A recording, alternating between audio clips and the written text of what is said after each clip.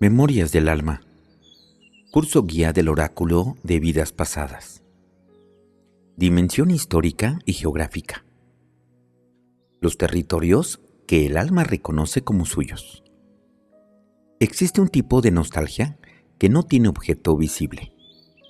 No es la nostalgia por una infancia específica ni por un lugar que conociste de niño. Es una nostalgia flotante, sin origen reconocible, que aparece cuando escuchas cierta música, cuando ves fotos de ciertos paisajes, cuando te cruzas con una arquitectura que no pertenece a tu cultura y sin embargo te produce algo que solo se puede describir como un regreso, un reconocimiento que precede a cualquier explicación racional. Los psicólogos llaman a eso saudade del pasado remoto. Los terapeutas de vidas pasadas lo llaman memoria territorial, y este oráculo lo convierte en 8 cartas que hoy vamos a reconocer juntos. Bienvenido al episodio 8, Memorias del Alma. Hoy entramos a la dimensión histórica y geográfica. Las cartas que hablan no de lo que el alma sintió ni de los roles que ejerció, sino de dónde estuvo, los territorios que habitó, las civilizaciones que la formaron, las épocas que dejaron su marca tan profunda que en esta vida reaparecen como afinidades inexplicables, como conocimientos que nadie te enseñó, o como miedos que no tienen origen en tu historia personal. Las 8 cartas son Asia, Atlántida, Bíblico, Celta, Egipto, Granja, Nativo americano y periodo grecorromano. ¿Cómo leer esta dimensión? Antes de entrar a las cartas necesito darte un marco que cambia todo. Esta dimensión no funciona igual que las otras. Cuando una carta de vínculos aparece, señala una relación específica. Cuando una carta de roles aparece, señala una identidad. Pero cuando una carta de esta dimensión aparece, señala algo más sutil, un contexto, un mundo completo en el que el alma vivió y que dejó una impronta cultural, espiritual y emocional que todavía opera. El libro introduce esta dimensión con una observación que parece menor pero que en realidad es una llave. Las relaciones intensas ante ciertos lugares o culturas, tanto las positivas como el miedo y las fobias, pueden tener sus raíces en vidas pasadas. La clave está en esta simetría.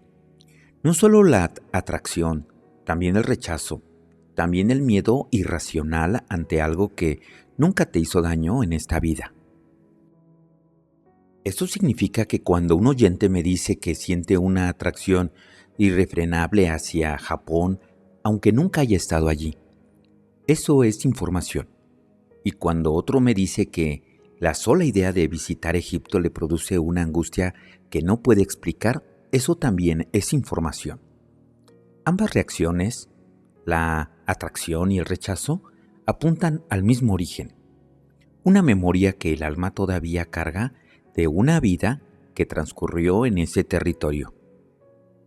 Bueno, pues entonces, con ese marco, vamos a entrar. Primera carta, Asia.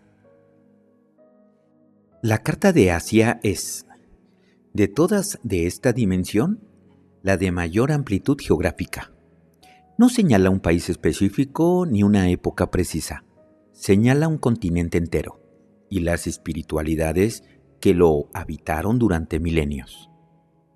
Las tradiciones del pensamiento asiático, el budismo, el taoísmo, el hinduismo, el sintoísmo, comparten algo que las distingue del pensamiento occidental, una relación con el tiempo que no es lineal, sino cíclica.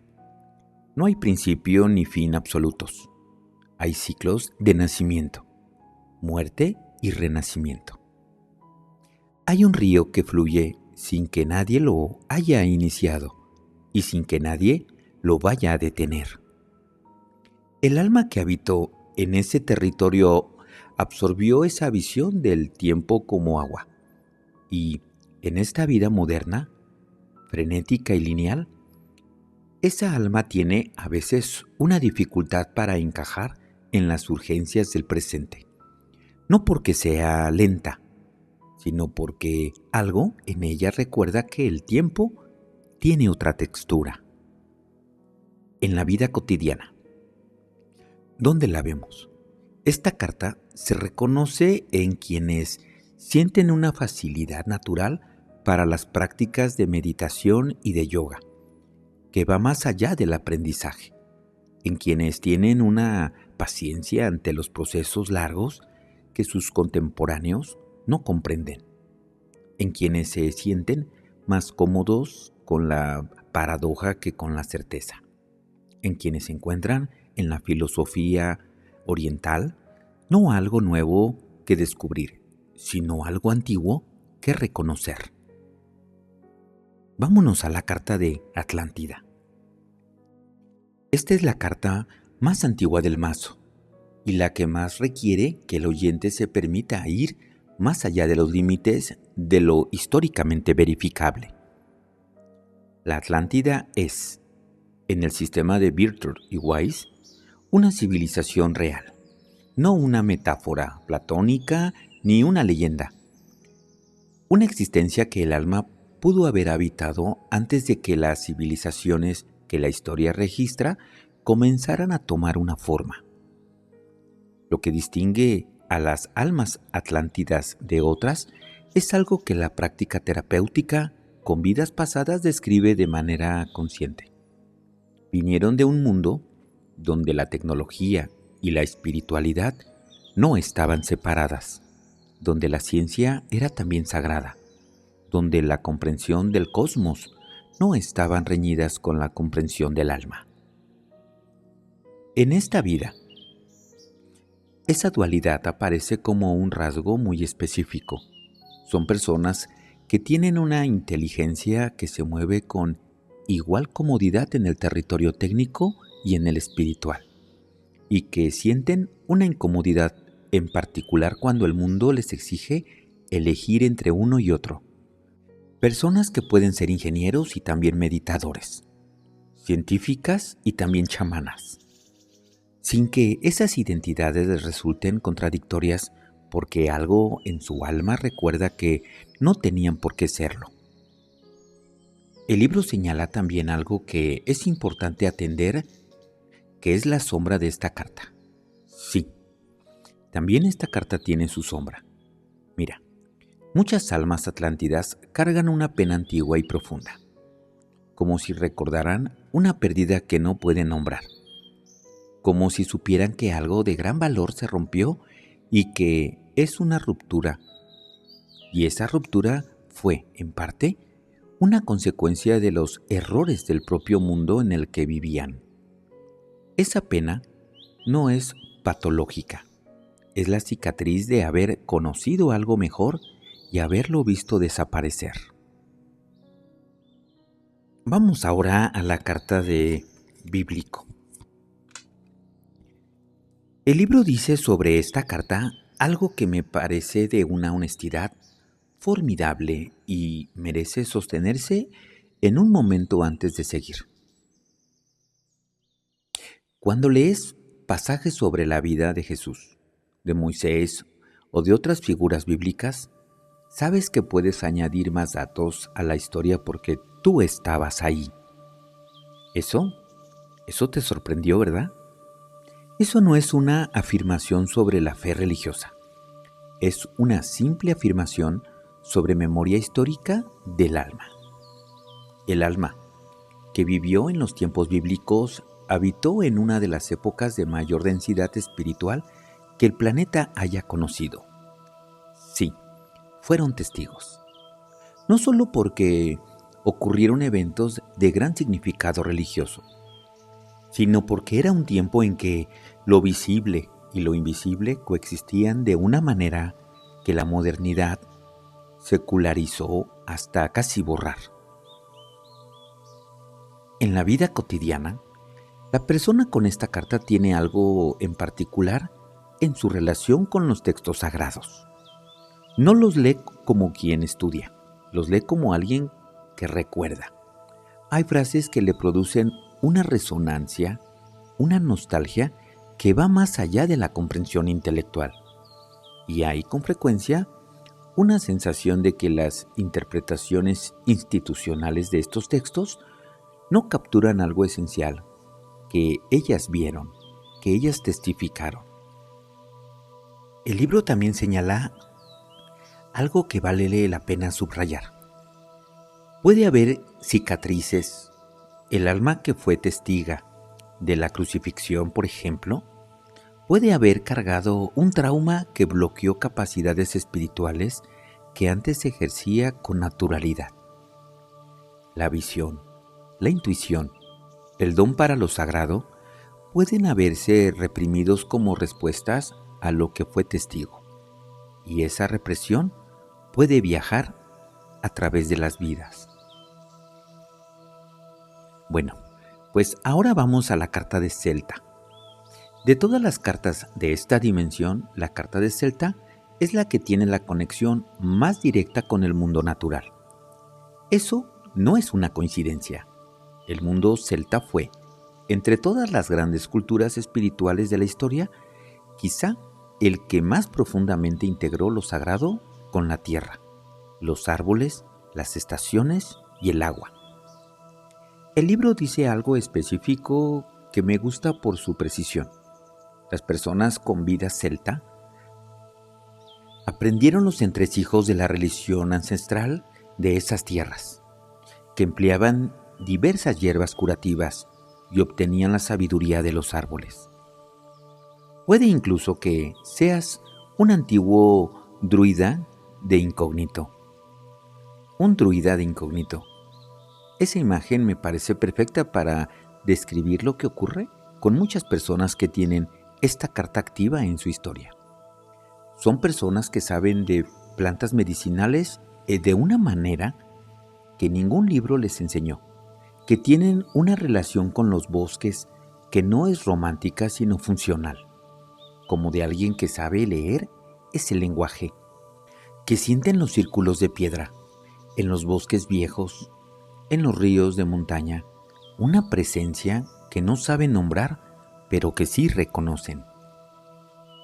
El libro también señala la señal más cotidiana de esta carta, el déjà vu ante la cultura anglosajona o celta. La persona que visita Irlanda o Escocia por primera vez y siente que ya conocía ese paisaje. La que escucha música celta y algo en ella se asienta de una manera que no ocurre con ninguna otra música.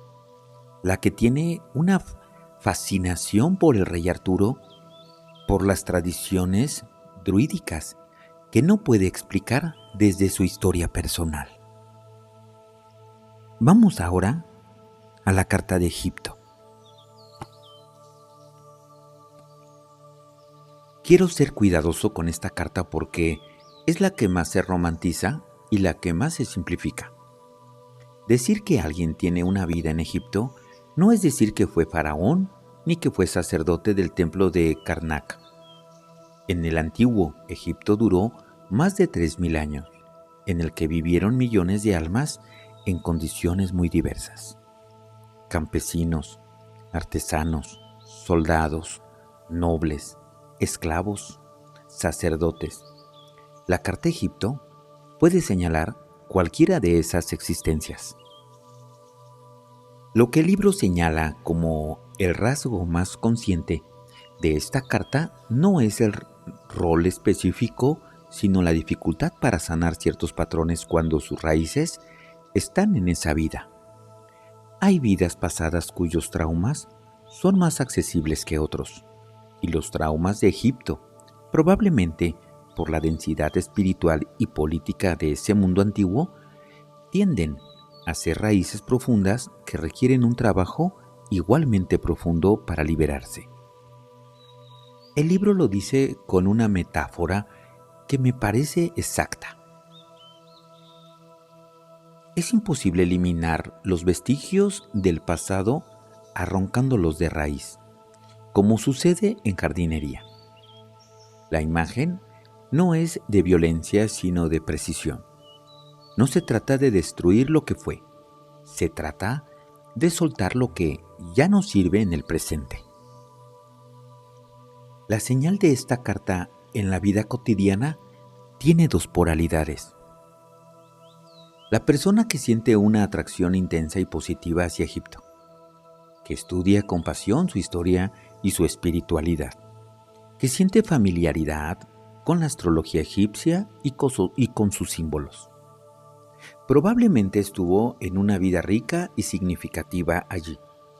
Y la persona que ante la mención de Egipto siente algo que no llega a ser curiosidad, sino algo más bien cercano a la incomodidad, que evita ese tema sin saber muy bien por qué. Puede estar guardando una memoria dolorosa de esa misma tierra. Ahora, vámonos a la carta de Granja. Esta carta es, de todas de esta dimensión, la que más suele subestimarse. Y es un error. Vivir en una granja, en el sentido que esta carta evoca, no era una experiencia simplista que la modernidad proyecta sobre el pasado rural. Era trabajo físico intenso, dependencia directa de los ciclos naturales, vulnerabilidad ante la sequía y la enfermedad, y una relación con la tierra que no tenía nada de abstracto. El alma que vivió vidas de granja aprendió algo que es extraordinariamente difícil de adquirir en el mundo urbano contemporáneo, que el tiempo del resultado no es el tiempo del esfuerzo, que se siembra en una estación y se cosecha en otra, que la paciencia no es una virtud pasiva, sino una condición activa de quien trabaja con lo vivo. En la vida cotidiana, esta carta se reconoce en quienes tienen un talento natural para el trabajo con las manos, una relación instintiva con los ciclos del cuerpo y la naturaleza, y una incomodidad genuina, casi visceral, con la velocidad artificial de la vida moderna. También en quienes sienten una necesidad de autosuficiencia que sus contemporáneos encuentran excesiva, como si algo en ellos desconfiara de los sistemas de abastecimiento externos y quisieran depender solo de lo que pueden producir con sus propias manos. La herida específica de esta carta puede aparecer como una relación tensa con la abundancia. El alma que pasó temporadas de hambre y privación genuinas puede en esta vida acumular, guardar, no soltar, porque el cuerpo recuerda que el excedente de hoy protege del hambre del mañana. Vamos ahora a la carta de nativo americano. Esta carta toca algo que en el mundo contemporáneo tiene una urgencia particular, porque las enseñanzas de las culturas indígenas americanas, que durante siglos fueron perseguidas y borradas, son precisamente las que el planeta más necesita ahora. El libro dice algo que vale la pena sostener. Si te sientes atraído por los enseres, la cultura o la espiritualidad indígena, se debe a que tu alma está familiarizada con ellos. No es exotismo, no es apropiación cultural inconsciente, es un reconocimiento. Lo que distingue de la cosmovisión de los pueblos originarios americanos de muchas otras tradiciones espirituales es su comprensión de la reciprocidad, la idea de que el ser humano no es el dueño de la naturaleza, sino parte de ella, que cada acción tiene una consecuencia que regresa, que el equilibrio no es un estado que se alcanza, sino una práctica que se sostiene. El alma, con esta memoria, trae en esta vida un sentido de responsabilidad hacia lo colectivo y hacia lo natural que muchos encuentran excesivo. Una dificultad para ignorar el daño ambiental que otros no parecen sentir. Una sensación de que la tierra tiene voz y que esa voz merece ser escuchada. El libro también señala, con honestidad, la sombra. Es posible que albergues dolor o rabia oculta como consecuencia de haber librado una batalla o sufrido alguna pérdida durante tu encarnación como indígena. Ese dolor, cuando no ha sido procesado, puede manifestarse como una sensación de injusticia crónica que el alma carga sin saber de dónde viene. La sanación de esa memoria, cuando ocurre, no borra lo que fue. Preserva las lecciones y el amor, y suelta el peso del duelo sin resolver. Vámonos a la última carta. Periodo grecorromano. Termino con esta carta porque es la que más directamente conecta con el mundo intelectual y filosófico que todavía organiza buena parte de la civilización occidental. El libro lo dice con claridad. Has vivido una encarnación memorable en Grecia o en Roma, que está influido en la situación sobre la que has preguntado. Y añade algo que me parece el rasgo más preciso de esta carta. Cuando visitamos un lugar donde hemos estado en otras vidas, experimentamos cierta sensación de déjà vu. Las personas con esta carta activa suelen tener una relación particular con el debate intelectual. No solo disfrutan de las ideas, las necesitan. Tienen una incomodidad genuina ante la vaguedad conceptual y una capacidad para la argumentación lógica que parece anterior a cualquier formación académica. En algunos casos, hay también una afinidad instintiva con la arquitectura clásica, con la estructura, con los diálogos de Platón o con la ética estoica de Marco Aurelio, que no se explica desde la educación recibida. En el periodo grecorromano, fue también el periodo de Teatrón, de la filosofía como forma de vida, del gymnasium como espacio de formación integral del ser humano. Esas ideas, las de que la vida bien vivida requiere tanto el cultivo del cuerpo como el de la mente, tanto la acción pública como la contemplación privada, son ideas que el alma con esta carta trae grabadas y que en la vida presente busca, a veces inconsciente, recrear. La pregunta que une las 8 cartas. Antes del consejo y la práctica, quiero dejarte con una pregunta que atraviesa toda esta dimensión. ¿Qué cultura, época o territorio te produce una reacción que no guarda proporción con tu historia personal? No importa si esa reacción es atracción o rechazo. No importa si es intensa admiración o una incomodidad que prefieres no mirar. Lo que importa es la desproporción. Esa es la señal. Porque el alma no invierte emociones sin razón.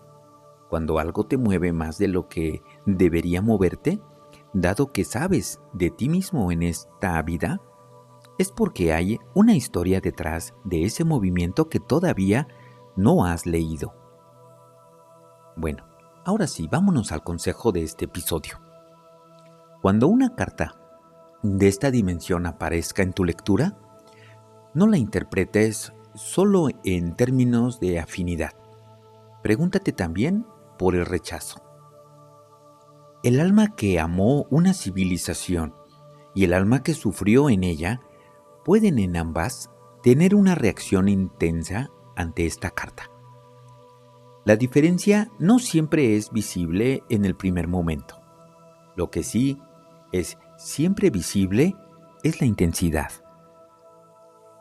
Si la carta produce algo en ti, algo en el cuerpo, algo en la respiración, algo que no es indiferencia, confía en esa señal antes de buscar la interpretación intelectual. El cuerpo lee la carta antes que la mente. Y en esta dimensión en particular, es la lectura corporal, esa la que más importa, es la más confiable.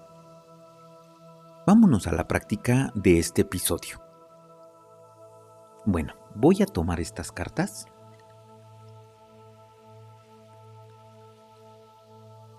Esta práctica se hace fuera del mazo y antes de usarlo. Toma una hoja en blanco. Escribe los nombres de las 8 civilizaciones o territorios de esta dimensión. Al lado de cada uno, escribe una sola palabra que describa tu relación cuando lo lees. No lo pienses demasiado. La primera palabra que llegue. Puede ser fascinación, incomodidad, curiosidad, extrañeza, familiaridad, miedo, belleza, dolor, admiración, neutralidad. Cuando hayas escrito las 8 palabras, mira la lista completa y observa cuáles tienen mayor carga emocional, sea positiva o negativa. Esas 2 o 3 con mayor carga son las que merecen una lectura del oráculo. Toma el mazo y pregunta. Para cada una de ellas por separado. ¿Qué necesito entender sobre mi relación con este territorio en mis vidas pasadas? Escribe lo que sientas mientras lees cada carta. No lo que entiendes, lo que sientes.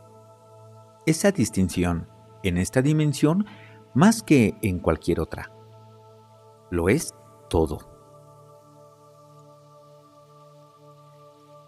En el próximo episodio, subiremos hacia lo más alto de este curso.